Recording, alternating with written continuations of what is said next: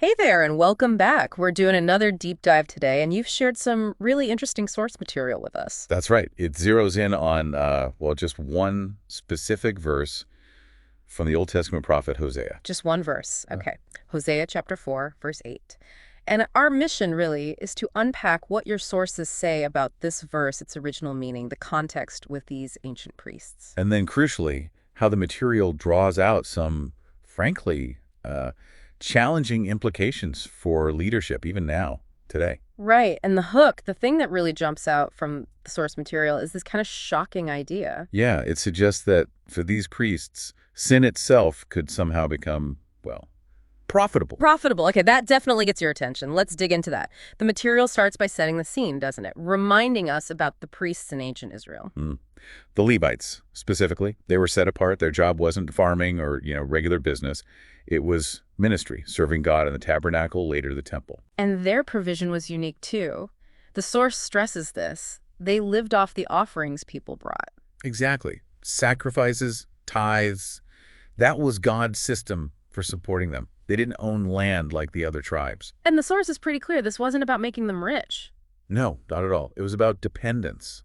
Dependence on God, really, working through the people's obedience and generosity. Okay, so they depend on the people's faithfulness, and in return, what was expected of them. Well, their role was huge. Modeling holiness, humility, serving the people, basically being the spiritual guides, leading in righteousness, a bridge between God and the people. That's the ideal then, a system built on faith and mutual responsibility. That was the design. But the source material we're looking at paints a very different picture by Hosea's time. This system had become, deeply corrupted. Especially in the northern kingdom, Israel, where Hosea was prophesying. Right, and that's the backdrop for this verse, Hosea 4.8. It just cuts right through. So what does it actually say? The source quotes it as, "They feed on the sin of my people. They are greedy for their iniquity." Yeah, and it even highlights that alternative, really raw translation.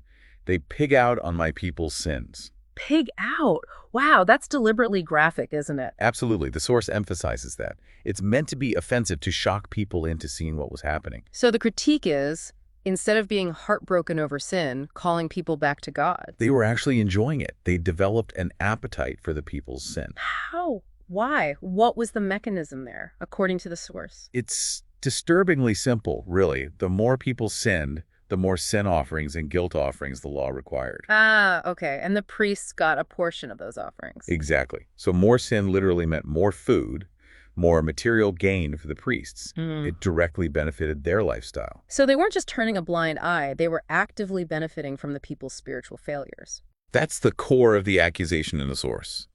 The very people tasked with upholding God's holiness found a way to profit from unholiness. Sin became profitable. That's the stark conclusion the source draws.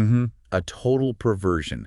What should have driven them to their knees in intercession became like a business opportunity. They benefited from the people staying distant from God. It flips their whole role upside down. They were meant to be mediators, right, bringing people closer to God. Yes, through sacrifice, through prayer, guiding them toward repentance and forgiveness. But the source argues that by Hosea's time, that core motivation was gone. They'd lost the fear of the Lord. Their focus shifted. It wasn't about the people's souls or God's heart being grieved by sin. No, it became about them, about maintaining the system that benefited them. The source suggests they manipulated it. How so? By encouraging sin Uh, or just allowing it. Well, the source implies they fostered a culture where sin wasn't seriously challenged. Maybe not overtly encouraged, perhaps, but certainly not confronted with the grief and agency it deserved. Because, ongoing sin meant ongoing sacrifices. So the system of worship and cleansing became a machine for their own indulgence? That's the picture the source paints. A system designed for spiritual health, twisted into an engine for priestly profit and comfort. Greed corrupted the whole ministry. Okay, this is where it starts to feel uncomfortable relevant. The source material doesn't leave this back in ancient Israel, does it? Not at all. It draws a direct line to today, to pastors, ministers, church leaders, really anyone in spiritual leadership. It poses it as a kind of heart check question, doesn't it? A fundamental question for leaders today. Yes. Why are you doing what you're doing? Why are you serving? Is it genuinely about seeing people change, growing closer to God? Right. Or could ministry, even subtly, become about something else. Right, about personal gain, maybe comfort, maybe reputation, influence. Mm.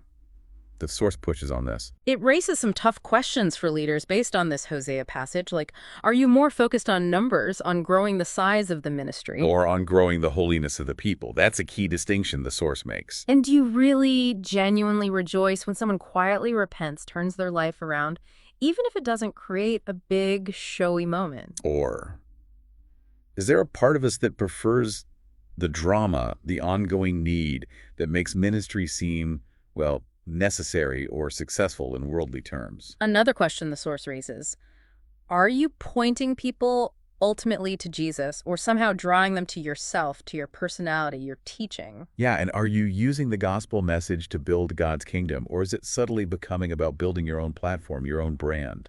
These are definitely uncomfortable questions. And the source insists they should be. Ministry is sacred. It's a trust. It's not supposed to be about personal advantage. The warning is clear. If those ancient priests could fall into this trap. Then modern leaders absolutely can too. The temptation towards self-interest, especially with influence, it's just always there in the human heart. So given that warning, what's the positive vision the source presents? What is the call for leaders today? It's a call back to the basics.